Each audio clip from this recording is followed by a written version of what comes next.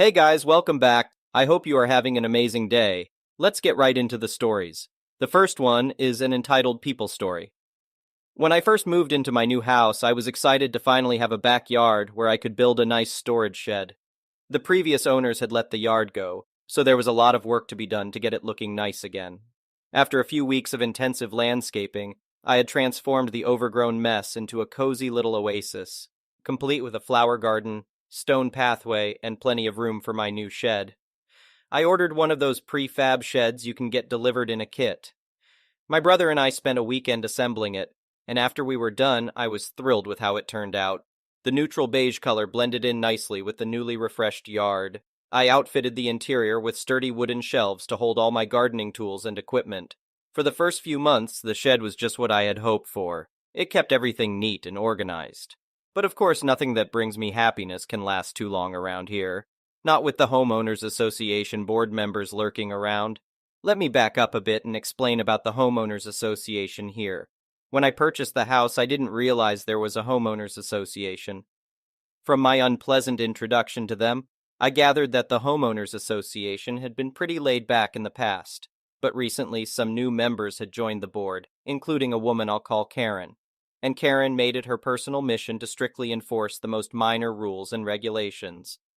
Shortly after I moved in, Karen came knocking at my door with a clipboard listing all my violations.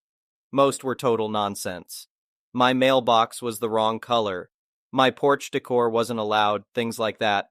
But Karen insisted everything must be corrected or I would face fines. I tried to push back politely at first. I explained that I hadn't been aware of these rules, but she refused to cut me any slack as a new homeowner. She threatened me with increasing fees and penalties unless I complied. I quickly realized Karen meant business, and I didn't want to make an enemy of her right off the bat. So I begrudgingly made the small changes to appease her. I hoped that would be the end of our conflicts, but sadly it was only the beginning. Karen swung by frequently to critique my compliance with Homeowners Association regulations. She seemed to find problems everywhere she looked. If my grass grew half an inch too tall, she reported it. If a package got left on my porch for more than an hour, she threatened to fine me for it.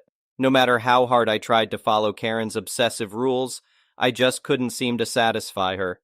Until the day she set her sights on my storage shed. I was working in the front yard when I saw Karen coming down the sidewalk with her clipboard in hand. She stopped in front of my house and called out, "Your shed is looking a little weathered. When are you going to paint it?" I straightened up from the flower bed with a trowel still in my hand. "Oh, I wasn't aware it needed painting yet," I replied, trying to sound polite. "It's only been up for a few months." Karen frowned and scribbled a note on her clipboard. "All exterior structures must be kept looking new. The shed needs a fresh coat of paint. I'll give you 2 weeks to complete the work." I fought the urge to fling my trowel at her. The shed did not look bad at all. She was inventing problems just to flex her authority, but I held my tongue and continued gardening as Karen walked away. Over the next few days, I tried to come up with a compromise. I really didn't have the time or money to paint the whole shed right now. But I also knew Karen would rain down penalties on me if I didn't comply. So, I came up with a plan to just paint the most visible side that faced the street. That should be enough to get Karen off my back, I hoped. But the day before my deadline, I arrived home from work to find my shed in flames. The fire department was working to extinguish it, as Karen stood nearby pretending to look concerned. I leaped out of my car and ran over, shouting at Karen over the roar of the hoses. "What the hell happened?" I demanded. "Well, I stopped by to do a pre-inspection for your paint job," Karen explained with faux sympathy. When I looked inside the shed, I noticed serious fire code violations. There were flammable solvents and chemicals improperly stored. I told the other board members and we agreed an emergency inspection was necessary. Unfortunately, the ignition source was still unknown. I wanted to wring Karen's neck. She had obviously set the fire intentionally to force me into compliance. "That's complete bullcrap," I shouted at her. "You're telling me you just happened to do a sneak inspection without my permission, only to coincidentally discover dangerous materials that spontaneously combusted." Karen glared at me. "Watch your language! Yes, that is exactly what happened. This shed was a hazardous mess. We may send you the bill for the fire department response." I pointed at the smoking pile of rubble that used to be my shed. Do you really expect me to believe this was anything but arson? I lowered my voice and got right in Karen's pinched face. I know you did this. I'm going to the police and your fellow homeowners association board members. You're a psycho who just destroyed my property. Karen's eyes flashed with anger, but her voice remained icy cool. I don't appreciate your wild accusations and threats. As I've told you before, you signed a contract agreeing to let the homeowners association enforce regulations. I was simply performing an inspection according to the rules. If you have an issue, you'll have to bring it up at the next board meeting. She knew I had zero evidence against her. It was my word against the president of the homeowners association board. Karen strolled away without another glance at my smoking, ruined shed. Over the next few days, I debated how to proceed. I filed a claim with my home insurance and gave a statement to the fire department. But without proof, Karen was off the hook. That scheming pyromaniac had abused her power and destroyed my property just to flex her control over me. And she was ready to do it again if I didn't comply with her obsessive demands. Well, if Karen wanted to play dirty, I would have to fight fire with fire. Time to give her a taste of her own medicine. I rented a small backhoe, then waited for the perfect moment to commence my revenge. The very next time Karen left her house, I cranked up the machine. As she drove away, I rolled up to her immaculate home and began tearing up her front lawn. I dug deep, wide trenches across her perfectly manicured grass. Without hesitation, I plunged the scoop into her prized rose bushes, reducing them to a pile of shredded mulch. I then took aim at Karen's ostentatious water feature and smashed it to bits with the hydraulic arm. Water poured everywhere, mixing with the piles of dirt. I surveyed my handiwork and nodded with satisfaction. My next stop was the community clubhouse parking lot. Still seething with anger, I drove the backhoe through the doors of Karen's beloved clubhouse. I crushed her exercise equipment beneath the huge tires and demolished the rest of the interior furnishings. Finally, I parked the backhoe right in the middle of the lot and abandoned it there with the keys in the ignition. Let the homeowners association board deal with this mess. I wished I could see the look on Karen's face. But I had done enough damage to get my revenge. The very next day, I installed a tall, solid privacy fence all around my entire property. I knew it violated homeowners association rules, but now I was at open war with Karen. She could threaten me all she wanted, but if she tried to burn down this fence like she did my shed, she would be committing arson in broad daylight. Soon enough, Karen came marching up my driveway with the police in tow. She pointed furiously at my fence while unleashing a barrage of threats and demands, but I simply waved cheerfully and told the officers I didn't consent to any searches or inspections of my private property without a warrant. They were powerless to intervene on behalf of the homeowners association without evidence of a crime. Karen was practically foaming at the mouth. She condemned me as an uncooperative homeowner jeopardizing the community's property values. I just shrugged and said if anyone was jeopardizing values around here, it was the arsonist homeowners association president. Without proof, the police warned Karen against any retaliation before leaving empty-handed. She knew I had her beat. Any further harassment from her would land her in legal trouble with the authorities instead of me. In the following weeks, I erected more rule-breaking structures in my yard: a pool, a large tool shed, and an outdoor kitchen. Karen and her cronies on the Homeowners Association board tried every trick in the book, from fees to threats to another attempted police call-out. But I stood my ground, ignoring their desperate attempts to regain control. Finally, a petition circulated through the neighborhood to disband the Homeowners Association entirely. Karen had become a deranged dictator who abused her power and made people's lives hell. Homeowners were fed up and wanted out. On the day of the vote to dissolve the Homeowners Association, I wheeled a grill into my front yard and set up lawn chairs. As my neighbors arrived at the community center to cast their ballots, I greeted them with cold drinks and hot dogs. I even hung a big banner on my illegal fence that read, "Say bye to Homeowners Association tyranny." The voting was unanimous. Our neighborhood was finally free from the dysfunctional Homeowners Association and Karen's reign of terror. She knew her hateful behavior had backfired. Without an organization to hide behind, Karen was powerless. These days, my neighborhood feels like a community again. No more petty fines, harassing inspections, or power-hungry Karens. I even got a new storage shed built, this time in the middle of my backyard. The homeowners association rules are long gone, and none of my neighbors care one bit about my so-called violations. As for Karen, last I heard she had moved to a new neighborhood and immediately tried to get on their homeowners association board. Some people never learn, but I will always fondly remember the day I fought back against her crazy abuses of power. This homeowner certainly doesn't miss the homeowners association one bit. The next one is a pro-revenge story. I worked in a state senator's office alongside a very smart and capable woman. She served as the senator's aide, but only for part of the year. I'm fairly certain she didn't have a career beyond that role, yet she was incredibly capable. This woman would always surprise me with her accomplishments. For instance, she once casually mentioned attending a conference in Australia to deliver a speech, and I was taken aback, thinking, wait, what? My favorite story she shared was about how she dismantled her local PTA. In the United States, we have organizations known as parent-teacher associations. These are national organizations with local chapters for individual schools. Their primary purpose is to foster relationships between parents and teachers. However, they often devolve into groups where individuals, often likened to the stereotype Karen, impose unnecessary rules, overreact to minor issues, and generally cause disruptions. They're typically run by individuals who seem to thrive on creating and then solving problems, somewhat akin to an homeowners association for schools. This woman was the antithesis of a Karen. Instead of creating issues, she resolved them. She was deeply frustrated with the PTA at her children's school. The association was constantly causing disruptions and faced budgetary issues.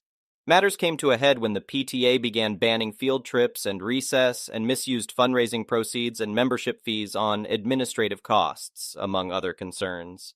That's when she decided she'd had enough. She joined the PTA, climbed its ranks, volunteered for every event, ran for office, and eventually became the president of the PTA. Using the bylaws and her newfound influence, she disbanded the chapter. The most impressive part?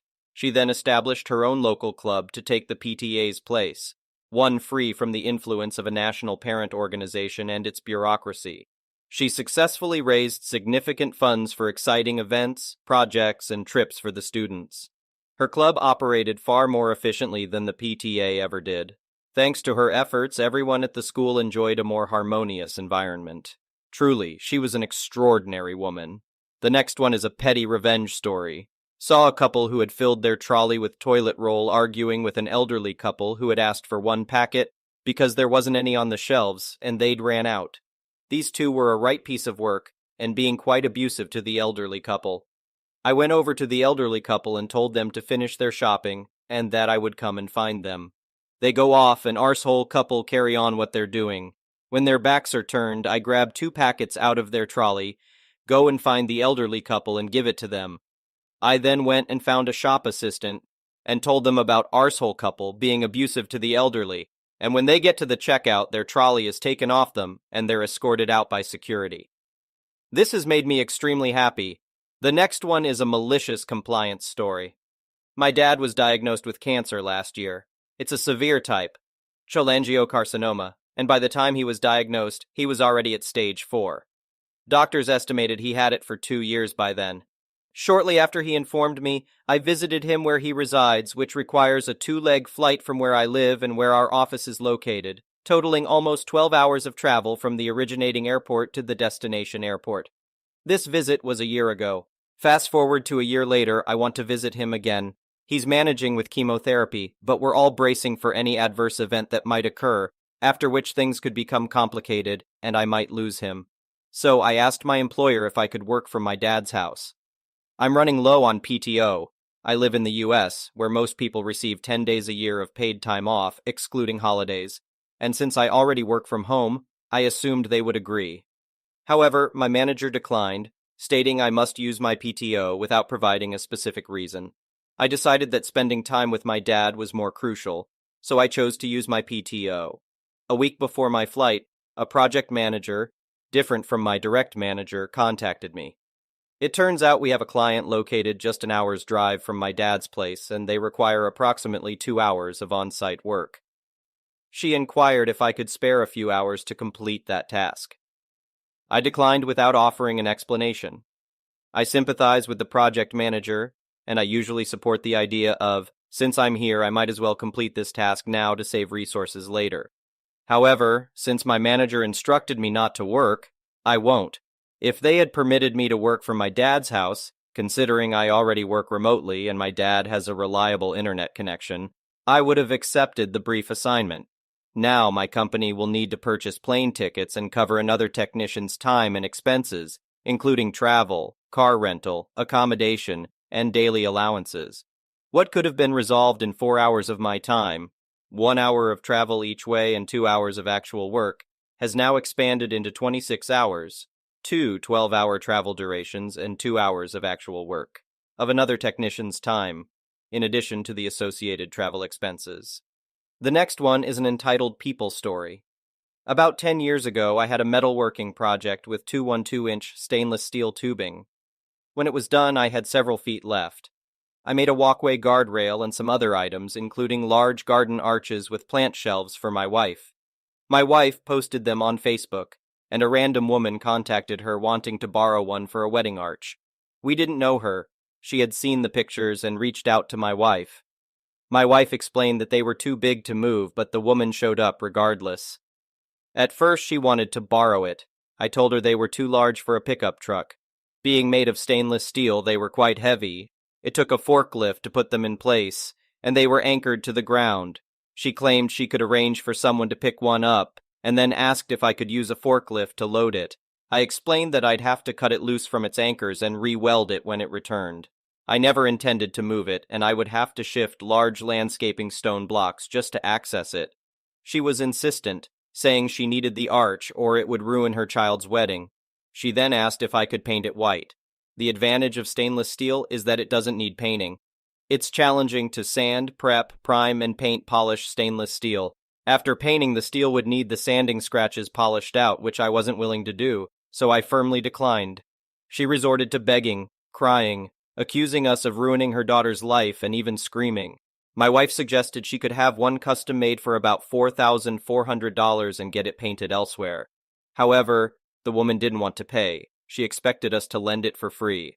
After 2 weeks of silence, my wife called to tell me the woman was in our driveway with a group, a pickup truck, which the arch wouldn't fit into, and the county sheriff. The woman presented a receipt for both arches, priced at $200. It was clearly home-printed with no business details or signatures. She expected the deputy sheriff, whom I've known for 30 years, to enforce this sale. Her group was arguing aggressively with my wife, with the deputy trying to mediate. The woman was still screaming. I explained the situation to the deputy, who then spoke with my wife. He had to call in 2 more deputies for backup before they could remove the group from our property. I don't know how the wedding went, but it certainly didn't feature my wife's arches. I would never consider moving 4,000-pound stone blocks, damaging my yard, using a cutting torch to free the arches, transporting my forklift from my shop to my home, and then reversing the process just to lend the arches to someone. On a brighter note, the arches did inspire some friends. There have been 2 sets of wedding photos taken under them, but the arches remained in place with no drama from any momzillas. The next one is an entitled Parent Story. So my wife and I have 2 kids, a nearly 3-year-old and an 18-month-old. We won a cruise to the Bahamas for 2, meaning the kids couldn't go. My mother volunteered to watch the kids.